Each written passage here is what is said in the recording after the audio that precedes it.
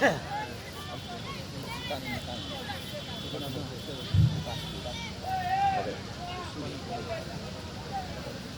بالله من الشيطان الرجيم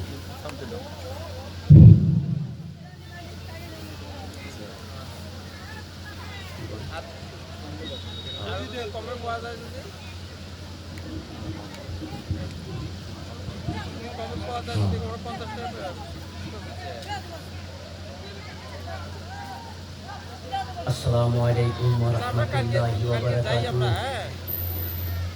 أعوذ بالله من الشيطان الرجيم بسم الله الرحمن الرحيم نحمده ونصلي على رسوله الكريم أما بعد मोहतरम दोस्त बुजुर्ग आदिज भाई बंधु सकल আল্লাহ তাবারক তাআলা এই যিনি মজলিস যেটা আজকে আমরা কোনো ধরনের দাম দেখছি না, সেটা কিন্তু বহুত মূল্যবান। দুই চারটা কথা ইনশাআল্লাহ বলতে চাই, আল্লাহ যদি তৌফিক দান করে। তো ভাই ও মহতরম দোস্ত বুজুর্গ, এই পৃথিবীর নিজাম আল্লাহ তাবারক তাআলা কেন সৃষ্টি করছেন একজন পয়গম্বরের ওসিলাত মুহাম্মদ রাসূলুল্লাহ সাল্লাল্লাহু আলাইহি ওয়াসাল্লাম। এই পয়গম্বরের ওসিলাত আল্লাহ তাবারক তাআলা পৃথিবীর সব নিজাম সুন্দরভাবে ইন্তজাম করছে, যেটা আমার পয়গম্বর এবং তার উম্মতরা আসে খুব সহি সুন্দরভাবে পৃথিবীর চলতে পারে, ফিরতে পারে। তো ভাইয়া মহতরম দোস্ত বুজুর্গ, এই মহান পয়গম্বর মুহাম্মদ রাসূলুল্লাহ সাল্লাল্লাহু আলাইহি ওয়াসাল্লাম, এই নবীর উম্মত আমরা মুহাম্মদ রাসূলুল্লাহ সাল্লাল্লাহু আলাইহি ওয়াসাল্লাম। তো ভাইয়া মহতরম দোস্ত বুজুর্গ, আজকে দেখা যায় প্যান্ডেলের ভিতরে কোনো ধরনের মানুষ নাই, ছোট ছোট বাচ্চা অল্প স্বল্প। তো ভাইয়া মহতরম দোস্ত বুজুর্গ, মানে এখানে কোনো রং তামাশা না হয় বা কোনো বেয়াকাম না হয়, এখানে সবের জায়গা। আমরা সব সময় নিজের সব থাকি বঞ্চিত হওয়া কিভাবে হওয়া যায়। এক শ্রেণীর লোক আল্লাহ তাবারক তাআলা রাসূল সাল্লাল্লাহু আলাইহি ওয়াসাল্লামের সঙ্গে জান্নাতে যাওয়ার জন্য রেডি হবেন। নবী সাল্লাল্লাহু আলাইহি ওয়াসাল্লাম যখন জান্নাতে যাবেন, তখন নবী সাল্লাল্লাহু আলাইহি ওয়াসাল্লামের সঙ্গে জান্নাতে যাওয়ার জন্য রেডি হবেন। আর বলবেন যে সময়টা আসে মুহাম্মদ রাসূলুল্লাহ সাল্লাল্লাহু আলাইহি ওয়াসাল্লামের সঙ্গে সঙ্গে পিছে পিছে আমরা জান্নাতে প্রবেশ করব। তো ভাই মহতরম দোস্ত বুজুর্গ, এক শ্রেণীর লোক বলবে, তোমরা যে জান্নাতে যাবে মুহাম্মদ সাল্লাল্লাহু আলাইহি ওয়াসাল্লামের সঙ্গে, মুহাম্মদ সাল্লাল্লাহু আলাইহি ওয়াসাল্লামের কোনো হুকুম মানছে নাকি পৃথিবীতে? বলে না, মানি না। তার জন্য তো শরমে লজ্জিত, ওনার সামনে যাওয়ার জন্য ক্ষমতা আমার না, আমার শরমে লজ্জিত। তার জন্য পিছনে লাইনে আসি, পিছনে পিছনে আমরা জান্নাতে প্রবেশ করব। তো ভাই মহতরম দোস্ত বুজুর্গ, আল্লাহ তাবারক তাআলা সেই সময় নির্দিষ্ট একটা সময় দিবেন, যে সময় মুহাম্মদ সাল্লাল্লাহু আলাইহি ওয়াসাল্লাম এবং তার নেক উম্মতগুলো জান্নাতে প্রবেশ করার সঙ্গে সঙ্গে জান্নাতের দরওয়াজা বন্ধ হয়ে যাবে। ভাই, আমরা এই যেমন শরমে লজ্জিত, আমাদের অবস্থা এই। সবই জানি, অ্যানাউন্স করা হয়েছে যেখানে ধর্মসভা হবে, দ্বীনের আলোচনা হবে, কিন্তু আমরা প্যান্ডেলে আসতেছি না, প্যান্ডেলে আমরা আসতেছি না। কিন্তু জান্নাত আমি চাই, আমাদেরকে সবকে জান্নাত লাগবে, কিন্তু জান্নাতের কিছু কাজ করতে চাই না। তো ভাই মহতরম দোস্ত বুজুর্গ, আল্লাহ পাকের লক্ষ শুকর যে আল্লাহ পৃথিবীর সব কাম ত্যাগ করি, আমি যে কিছু জন্য এই প্যান্ডেলের ভিতরে বসি, আল্লাহ রসুলের কথা আমরা শুনতেছি, আমরা আল্লাহর উপর একবার শুকরিয়া আদায় করি, আলহামদুলিল্লাহ। নবীর উপর একবার দরুদ পড়ি, সাল্লাল্লাহু আলাইহি ওয়াসাল্লাম। তা আল্লাহ এবং আল্লাহর রাসূল সাল্লাল্লাহু আলাইহি ওয়াসাল্লাম পৃথিবীর আমরা যাক আপন বলে ভাবতেছি। আচ্ছা ভাই বলেন তো, পৃথিবীর সবথেকে আপনজন কোন? আপনজন কাক বলা হয়? পৃথিবীর সব থেকে আপনজন নিজের মা এবং বাবাকে বলা হয়। নিজের মা এবং বাবাকে সব পৃথিবীর জন্য আপনজন বলা হয়। একটা কি আপনজন আর পৃথিবীর হয় না। তো ভাই মহতরম দর্শন, এই যে মা এবং বাবা, একজন ছেলে বা একজন বাবা যখন ইন্তেকাল করে, ইন্তেকাল করার পিছন ছেলের যদি বয়স আয়ু পায় 20 থেকে 25 বছর, তার ভিতরে এই 20 থেকে 25 বছর যদি আল্লাহ তাবারক তাআলা ফুল আয়ু দেয়, ফুল আয়ুটা 20 থেকে 25 বছর হয়, তারপরে সেও ইন্তেকাল হয়ে যায়। তো ভাইয়া মহতরম দোস্তর বুজুর্গ, আগে মা বাবা যাদের আছে তো ভালো কথা, আলহামদুলিল্লাহ। যাদের মা বাবা পৃথিবীতে নাই, আমরা কত চিন্তা করছি যে মা বাবা নাই পৃথিবীতে, আমরা কি দোয়া করছি? না।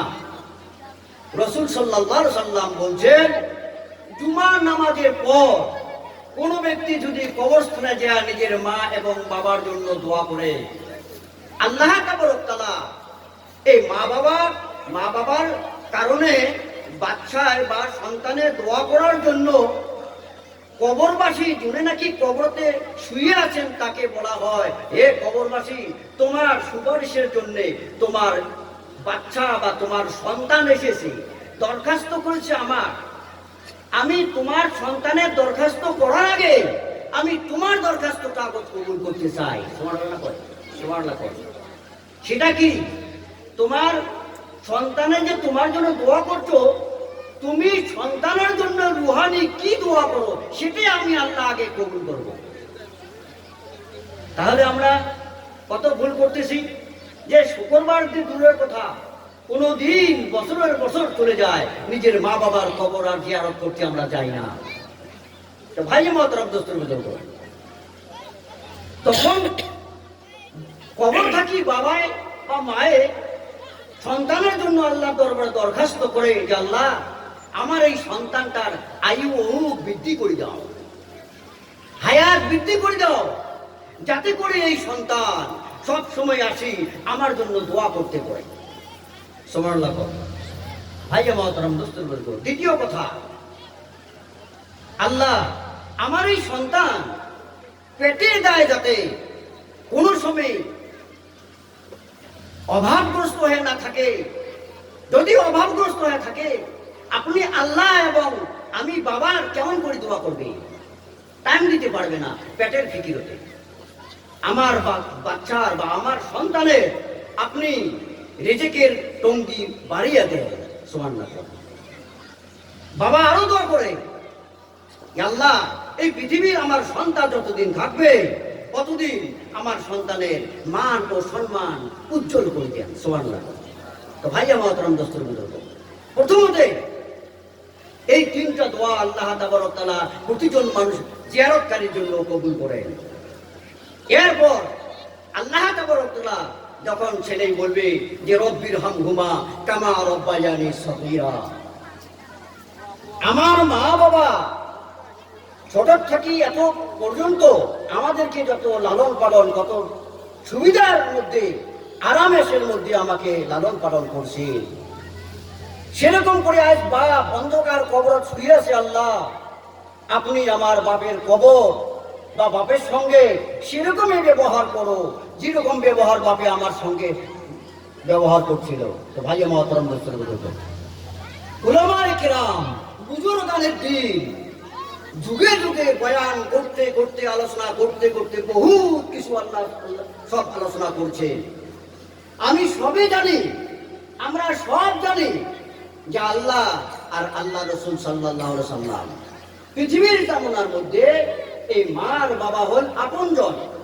আমরা মা বাবাকে কি করি? মা বাবার এরকম করে চিপা মারি, যত রস কষ আসে সব খাইয়ে রস যখন খতম তখন নিয়ে যা কবরের মাটিতে ঠাকিয়ে দিয়ে আসি যে ভাই ভাই কিনা ব্যাংক ব্যালেন্স কত আছে সেটাও আমরা সংগ্রহ করি, মাটি কয় বিঘে ধুয়ে গেছে সেটাও আমরা সংগ্রহ করি, কাক কি ঘরের সামগ্রী দিয়ে গেছে সেটাও আমরা ভাগ করি। কিন্তু মা বাবা অন্ধকার কবর, যুগের যুগ আছে, কিন্তু আমরা তো কোনো ধরনের দোয়া করি না। উনি নাজাত পাবে কি করি? সন্তানের দোয়ায় মা বাবার নাজাত, এই নাজাত পাবে কি করি? তো ভাই মহতারাম, দোস্তের বুজুর্গ, আমি যাকে আপন বলে ভাবি সে কিন্তু আমার আপন নয়। আমরা এই পৃথিবীকে আপন বলে ভাবি। এই পৃথিবীতে সব কিছু এশ ও আরাম, টাকা পয়সা, গাড়ি, নারী, বাড়ি, সব কিছু এখানে, কিন্তু এখানে না। আল্লাহ তাবারক, আল্লাহ রাসূল, আল্লাহ তাবারক তাআলা বলছেন, হে বান্দা, পৃথিবীতে আপন বলতে কেউ নাই। পৃথিবীর থেকে আরম্ভ করি, পৃথিবীর থেকে শুরু করি আপ টু জান্নাত পর্যন্ত আমি আল্লাহ এবং আমার রসুল মুহাম্মদ রাসূলুল্লাহ সাল্লাল্লাহু আলাইহি সাল্লাম, এই দুই ব্যক্তি আপন। এছাড়া তোমার আপন বলা কোনো বস্তু নাই। তো ভাই মহতরম দোস্ত, আমরা নিজে চিন্তা করি, আপন বলা কিছু আছে? যদি আপন বলা বহু থাকতো, আপন বলা যদি আমার যদি আপন থাকতো পৃথিবীতে, তাহলে আমার কবরের সঙ্গে যখন আমরা যাব, আমার সঙ্গে কিছু দিয়ে দিত। আমাকে তো কবরে যাওয়ার সঙ্গে কিছু দেয় না। তো ভাই মহতরম বুজুর্গ, মানে আমাদের আপন কেউ নাই। আল্লাহ বলছেন নিজে, আমি আপন এবং আমার পয়গম্বর মুহাম্মদ রাসূলুল্লাহ সাল্লাল্লাহু আলাইহি সাল্লাম, এই পয়গম্বর, এই দুজন ব্যক্তি আমার কোনো স্বার্থ নাই। আমি প্রত্যেকজন বান্দার জন্য আমি আপন, প্রত্যেকটা উম্মতের জন্য আমি আপন। পৃথিবীর থেকে আরম্ভ করি আপ টু জান্নাত পর্যন্ত আমার দুজনের দরকার হবে রে বান্দা, আর কারো দরকার হবে না। কি ভাই, ঠিক আছে না কথা? কেউ কি যাবে সঙ্গে? কেউ কি সহায় করবে না? যে আমরা আল্লাহ তাবারক তাআলা কইছেন, আল্লাহ বলছে যে তোমরা এই পৃথিবীকে আপন বলে ভাবো না। পৃথিবী তোমার নয়, পৃথিবী হল আমার। আমি আল্লাহর পৃথিবী, আমি সৃষ্টি করেছি। আমি সৃষ্টি করেছি পৃথিবী, আমি আল্লাহর পৃথিবী। তোমার অল্প দিনের জন্য ভাড়াটি হিসাবে তোমাকে এই পৃথিবীতে আমি রাখছি। আর এই পৃথিবীর সময়টা, যেটি সময় তোমাকে দিছি, 50 বছর, 100 বছর, 60 বছর যেটি সময় তোমাকে দেওয়া হয়েছে, এই সময়টা তোমার যতগুলো বর্জক জীবনে আসবে, বর্জক বলতে আমরা পৃথিবী একটা বর্জক। আমার মার পেটে আমরা একটা বর্জক আসলাম, সেখানে আমার একটা স্থান ছিল, সেখান থেকে পৃথিবী আসলাম, পৃথিবী থেকে কবরে যাব, কবর থেকে হাসরে যাব, হাসর থেকে জান্নাত বা জাহান্নামের ফয়সালা হবে, তার হিসাবে দ্বিগুণ এক জায়গায় যাব। ভাই মহতরম দোস্ত, আমার জান্নাত সবকে লাগে, কিন্তু জান্নাতের কাম করতে আমরা রাজি নয়। ভাই মহতরম দোস্ত, আমি এই বুঝাইতে চাই, আপন বলে যাকে আমরা ভাবি সে কিন্তু আমার আপন নয়। আপন হল আল্লাহ আর আল্লাহ রসুল। এই আল্লাহ এবং আল্লাহ রসুলের কর্মগুলো কি, সেগুলোর প্রতি আমরা ধ্যান দেওয়া, সেগুলোর প্রতি আমরা যদি ধ্যান লাগাই, তাহলে দেখি আমরা কত গুনাহগার। আল্লাহ 5 ওয়াক্ত নামাজ ফরজ করেছে। আজকে এই অনুষ্ঠান কিসের জন্য? মানুষক বুঝাবো, কিংবা একটা প্রতিষ্ঠান আল্লাহর ঘরের মেরামত করব, 2-4 পয়সা কালেকশন হবে। আমার বিভিন্ন বিভিন্ন নিয়াত আছে, মকসুদ আছে ভাই। তো ভাই মহতরম দোস্ত বুজুর্গ, আজ এই পৃথিবী আমরা আপন বলে ভাবি লাভ নাই। অল্প সময়ের জন্য পৃথিবীতে আল্লাহ পাঠাইয়েছেন, যে বলছেন, হে বান্দা, তোমাকে অল্প সময়ের জন্য পৃথিবীতে পাঠিয়েছি। এই পৃথিবীর সময় যেটু, এই সময়খিনি, পৃথিবীর সময় যেটুকু আমি দিছি 50, 60 বা 80 বছর, 100 বছর, এতে কিন্তু যতগুলো বর্জক আছে সব থাকি বর্জক থাকি দামি সময়। এই সময়টাকে তোমরা কাজে লাগাও, কামে লাগাও, যাতে পরকাল তোমার জন্য আসান হয়ে যায়। তো ভাই মহতরম বুজুর্গ, যদি আমরা পরকালের চিন্তা করি, যদি আমরা পরকালের ফিকির থাকে, তাহলে পৃথিবীর জিন্দগিটা, অল্প সময়ের জিন্দগি আমরা ভাল কাজে ব্যবহার করব। একজন বাবা তার ছেলের জন্য ধন সম্পত্তি কিছু রাখি যায়, এটা সদকা জারিয়া বলে কয়। আল্লাহ তাবারক তাআলা বলছেন, নেক ইনকাম করি, হালাল ইনকাম করি, নিজের সন্তানাদির জন্য যে সম্পদ রাখি দেওয়া যায়, সেটিতে যখন সন্তানে বসবাস করে, অল্প সময়ের জন্য সেটা ভাড়া ঘরের নিচনা করি, ভাড়া ঘরের যেরকম ভাবে মানুষ থাকে সেরকম ভাড়া ঘরের নিচলা করে যে অল্প সময় আমার জিন্দগিটা সময় 30 বছর 40 বছর একটা রাজত্ব করলাম, তার পিছন আমি ঘরটা খালি করে দিতে হবে আমার সন্তানের জন্য ভাই। সেটা আমার আর জায়গা নাই। আল্লাহ তাআলা হুকুম পাঠায় দেয়, খবর পাঠিয়ে যাও আমার বান্দাকে সেখান থেকে ট্রান্সফার করো, আমার বান্দার সময় শেষ, ওর ভ্যালিডিটি খতম, ওকে ওখান থেকে ট্রান্সফার করো, ওর জায়গায় অন্য কাউকে বসাও। তো ভাইয়া মহতরম দোস্তর বুজুর্গ, এই জন্য পৃথিবীর সময়টুকু বহুত মূল্যবান সময়, এটি কাজে লাগাতে বলেছেন আল্লাহ। কাজে লাগালে কি হবে? আল্লাহ তাআলা বলছেন যে হে বান্দা, কিভাবে তোমরা পৃথিবীর জিন্দগিটা কাজে লাগাবে। কাজে লাগার সিস্টেম জানতে হবে। প্রতিজন মানুষ হচ্ছে এই জন্য বলছেন যে এলেমের এক বস্তু, যে এলেমটা প্রতিজন মানুষ, আমরা বুজুর্গানের দিন আগে থেকে শুনছি না, বাচ্চা কাল থাকি, যে এলেম শিকার জন্য যদি নিজের দেশটাকে চীন দেশে তো যেতে হয়, তো দাবি এলেম শিখা দরকার। কারণ এলেম না থাকা ঘর, সেটি হল বিরান ঘর, জঙ্গল ঘর, সেটা হল মাকা পোকর সাপ বিচ্ছুর বাসা সেটি। গতিকে ভাই মহতরম দোস্তর বুজুর্গ, এই এলেমের দরকার আছে, আমাদের নিশ্চয় এলেমের দরকার আছে, যে এলেমে আমাকে অন্ধকার থাকি আলোর দিকে টানিয়ে নিয়ে যাবে। তো ভাই মহতরম দোস্তর বুজুর্গ, আমরা জানি যে পৃথিবীর সময় কম সময়, আমার চোখের সামনে আমরা দেখলেন আজ থাকি 20 বছর আগে যে দেশ এখান থেকে ছাড়ি চলে গেলেন, আসি আর সে দেশে মানুষগুলোকে পাই না। ভাই মহতরম দোস্তর বুজুর্গ, মানুষগুলোকে আর পাওয়া যায় নাই, তারা বিদায় হয়ে গেছে, আমাদেরকে সিট এখন দিয়ে গেছেন, এখন আমরা বসত করতেছি। নিজে চিন্তা করো। তো ভাইয়া মহতরম দোস্তর বুজুর্গ, পৃথিবীর জিন্দগিটা কাজে লাগার সিস্টেমটা কি? কি সিস্টেমে আমার কাজে লাগবে? আমরা দিনের প্রতি কেমন করে ফিকির থাকবো? আল্লাহ রসুল বলছেন যে হে মোর উম্মতেরা, তোমরা ফিকির করো দিনের জন্য, পৃথিবীর জন্য না।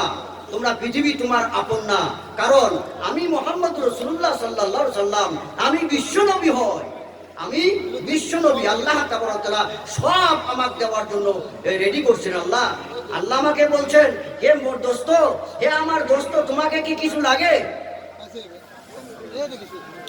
তোমাকে কি কিছু লাগে? যদি লাগে তুমি বলো।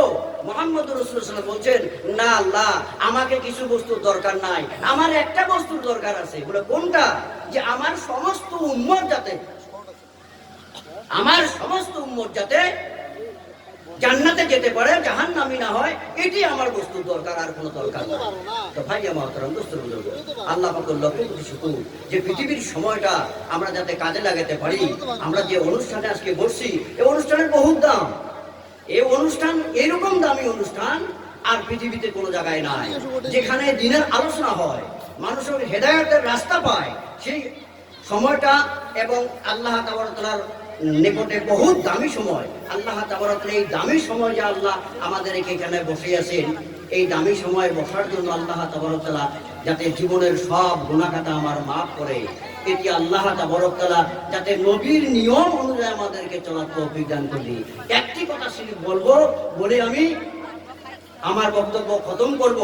মুসা আলাইহিস সালাম আল্লাহ দরবারে যায় কথা বলতে সরাসরি, এটা সবাই জানে যে একজন পয়গম্বর, তার নাম আছিল মুসা, উনি নাকি আল্লাহর দরবারে সবসময় ওপেন কথা পাচ্ছিলেন। তো একদিন কথা পাচ্তে যাচ্ছেন, আল্লাহ তাআলাকে বলে, আল্লাহ আমি তো আপনার দোস্ত এবং আপনার পয়গম্বর, বর্তমান মোক এটা আপনি দায়িত্ব দিয়েছেন, কিন্তু আমি জানতে চাই যে এই পৃথিবীতে সবটা কি? আমি তো, উনি ভাবছিলেন যে আমি নেককার মানুষ, এই পৃথিবীতে গুনাহগারও তো বহুত আছে, সবটা কি গুনাহগার কে আমি জানতে চাই। আল্লাহ শর্টকাট কথাটা বলতেছি, যে তখন আল্লাহ বলছে যে মুসা, তুমি কালকে সকালবেলা 8টার সময় আসবে, এই তিন আলি মোড়টা আছে না? বলে হ্যাঁ আছে। ওখানে দেখবে একজন লোক আছে, তুমি ওখানে দাঁড়িয়ে থাকবে, তোমার ক্রস করে একজন লোক যাবে, সেই সব থাকি গুনাহগার বান্দা। হ্যাঁ, তাই সকালবেলা আল্লাহর কথা অনুযায়ী মুসা পয়গম্বর কি করছে, তিন আলি রাস্তা দাঁড়িয়ে আছে, 8টা বাজতে না বাজতে একজন লোক ওদিক থেকে বের হয়ে আরেক দিয়ে আসতেছে, পাহাড়ের দিকে যেতেছে। দেখছেন মুসা আলাইহিস সালামকে দেখি, একজন পয়গম্বর তো, তেমন একজন মান্যগণ্য ব্যক্তি তো, এই মানুষটা দেখি অল্প দাঁড়ার চেষ্টা করছেন, তাও মুসা বলছেন, এই তুমি আমার এখানে দাঁড়িয়ে না, তুমি চলে যাও, কারণ কোন সময় আল্লাহর গজব তোমার উপরে আসবে, আমিও মুসা মরে যাব। তো ভাই মহতরম দোস্তর বুঝব। দ্বিতীয় নম্বর কথা, আল্লাহ দরবারে গেছেন, তারপরে মানুষটা চলে গেল, কে গেছে? মুসা সাল্লাল্লাহু আল্লাহ দরবারে গেছে, যে বলছেন আল্লাহ আপনার গুনাহগার বান্দা তো আমি দেখলি, আমি দেখা পেয়েছি, কিন্তু আমি জানতে চাই, আমি তো আল্লাহ আপনার পয়গম্বর, কিন্তু সব থেকে নেককার ব্যক্তি কে আমি একটু জানতে চাই। যে মুসা ঠিক আছে, তুমি আবার বিকাল বেলা 4টে বাজতে ওখানে দাঁড়াবা, দেখবে একজন লোক যাবে, সেই লোক জেনে নাকি তোমার সব থেকে নেককার বান্দা। তো ভাই মহতরম দোস্তর বুজুর্গ, 4টে যখন বাজে মুসা আলাইহিস সালাম এই পয়েন্টে আবার দাঁড়িয়েছেন, সেই ব্যক্তি, যে ব্যক্তি সকালবেলা দেখা পেলো, এই পিছবেলা ওই ব্যক্তি ওদিক দিয়ে যায়, যাওয়ার দেখে যে সব থেকে নেককার ব্যক্তি দেখার জন্য আমি হয়তো আমি হবো, আর না হলে জি সব থেকে নেককার ব্যক্তি তাকে আমি দেখা পাবো। এই সেই যে ব্যক্তি সকালবেলা এদিক থেকে ওদিক গিয়েছে পাহাড় দিকে, বিকেলবেলা ওই দিক থেকে ঘুরিয়ে আসছে, তখন আল্লাহ তাবারকার দরবারে আপু মুসা আবার যা বলছেন, আল্লাহ আমার সঙ্গে বহুত ফাজিলামি করতেছে। যে ব্যক্তি সব থেকে গুনাহগার, এই কেমন করে সব থেকে নেককার বান্দা হয়? আল্লাহ দরবারে, আল্লাহ আমি আপনার মহিমা কিছু বুঝি নাই, আমাকে কিছু বুঝাও। হে মুসা, তুমি দেখছো, যেটা তুমি প্রশ্ন আমাকে করতে আসছো, আমি জানি তুমি প্রশ্ন করতে আসছো, সকালবেলা যেটা গুনাহগার বান্দা আসছে, পিছবেলা নেক বান্দা হয়ে কেমন করে ঘুরে যায়। হে মুসা, তুমি মনে রাখো, তোমার সঙ্গে দেখা করি যে লোকটা পাহাড়ের দিকে আসলো, ও আসি দুনিয়ার চোখের পানি ফেলে সেজদাত করি, আমি আল্লাহর কাছে প্রার্থনা করছি, ক্ষমা খুঁজেছি। আমি আল্লাহ তো দয়ার সাগর, আমি কেমন করি বান্দা ক্ষমা না করি আমি ছেড়ে দিতে পারি? আমি তার জীবনের সব কাজগুলো মাফ করে দিছি, সব গুনাহগুলো মাফ করে দিছি, সেগুলো নেকিতে পরিপূর্ণ করে দিয়েছি, এবং তার নামটা জাহান্নামের খাতা থেকে কাটি আমি জান্নাতের খাতা লিখে দিছি। হে মুসা, সুবহানাল্লাহ। তো ভাইয়া মহতরম বুঝতে পেরেছো ইস্তিগফারটা কি বস্তু, তওবাটা কি বস্তু? আমরা এই পৃথিবীর জিন্দেগি যদি কোনো মানুষ তওবা না করে পৃথিবীর চলে যায়, তাহলে আমাদের ভয়ানক ব্যবহার হবে আমাদের দিকে যায়। আল্লাহ রব্বুল আলামিন আমার তৌফিক দান করুন, সহি রাস্তা চলার তৌফিক দান করুন। যে রাস্তা চলি, হযরত আবু বকর সিদ্দিক রাদিয়াল্লাহু তাআলা আনহু, যে নাকি পুরস্কার পেয়েছে, জান্নাতের টিকিট পেয়েছিল, উনি একদিন কি করছিল, নামাজের মধ্যে বহুত কাঁদছিলেন। কি করছিলেন নামাজের মধ্যে?